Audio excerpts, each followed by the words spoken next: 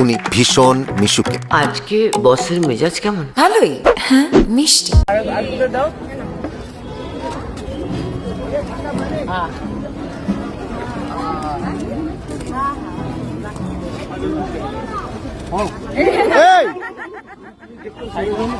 শহর কলকাতায় ভিক্টোরিয়ার সামনে ফুচকা খেতে কাকে দেখা যাচ্ছে? খুব চেনা চেনা লাগছে না? হ্যাঁ, ঠিক ধরেছেন, ইনি হচ্ছেন সেই বিখ্যাত বলিউড অভিনেত্রী যিনি দীর্ঘদিন পর, প্রায় 22 বছর পর বাংলা সিনেমায় ফিরছে, রাখি গুলজার।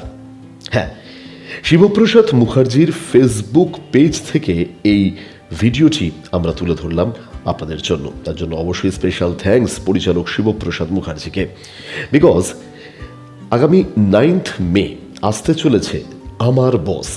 নন্দিতা রায় এবং শিবপ্রসাদ মুখার্জি পরিচালিত আমার বস আসতে চলেছে।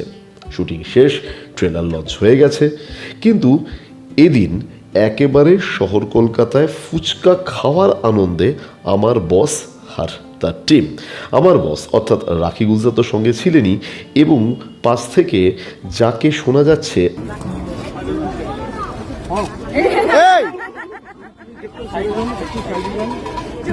আর না আর না আর না আর না 4 নম্বর রানিং আর না না, ব্যাস ঠিক আছে, আর না, আর একদম না, আর না আর না, মানে যথেষ্ট ফুচকা খাওয়া হয়েছে শিবপ্রসাদের গলায় কিন্তু শোনা যাচ্ছে।